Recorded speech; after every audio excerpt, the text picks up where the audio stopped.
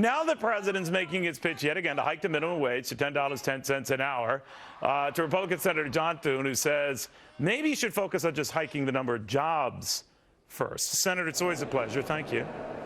Good afternoon, Neil. Always nice to be with you. I don't know if you had a chance to hear those protesters. They just didn't seem to be into it. But you Right. say the president should be into just getting more jobs, and then we can start debating how much more we pay him, right?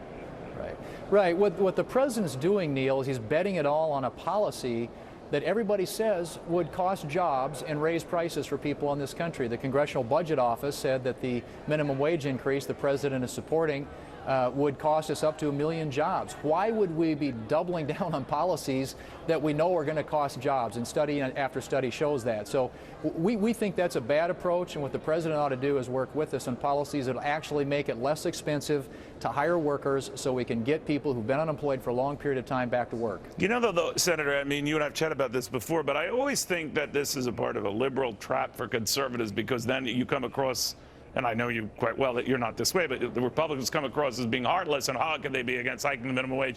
But Republicans are not very convincing at making the argument that this will hurt jobs, that in other words, in an environment like this, and one of the most anemic recoveries in American history, this is hardly going to compel bosses to hire people. In fact, it will do just the opposite.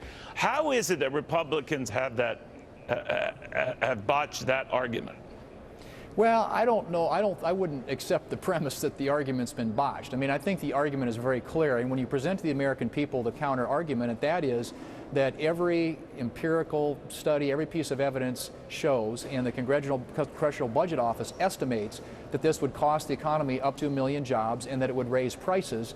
Those are very real impacts on the economy in this country at a time when we're trying to get people back to work and trying to grow and expand the economy. This puts another layer of cost on top of the economy. But that's where you come in. That gets translated all through the economy, and it's just going to affect every small business in America. No, I understand that, but then you come along with a plan longer term that's going to encourage job growth. What would that be? Because the rap you're going to get from Democrats is, well, they're very good at bashing hiking the minimum wage, but they don't have a plan of their own. You do. What is it? Well, it is, and here's an alternative. Just think about doing this instead of raising the minimum wage. How about we exempt employers from the employer mandate in Obamacare, so that if they hire an employee who's been unemployed for a long period of time, they save several $1,000s on the penalty. How about allowing them to have a 6-month payroll tax holiday, which will lower the cost of hiring someone who's been unemployed for a long period of time? Allow people who have been unemployed for a long period of time, give them up to $10,000 in low-interest loans so they can relocate to cities or states where the unemployment rate is a lot lower. And then let's consolidate. I've got a proposal to consolidate 35 of the 50 worker training programs at the federal level spread across 9 federal agencies, many of which are duplicative and have never been evaluated as to whether they're effective or not. Consolidate those into one, shift the powers to the states so that the states can design worker training programs that fit the needs of their states. I mean, these are, to me, the kinds of things we ought to be talking about, because they address the fundamental problem. They address the underlying cause of chronic high unemployment instead of just treating the symptom, which is what the Democrats always want to do. Not bad. Makes way too much sense, Senator, so unfortunately that's going nowhere.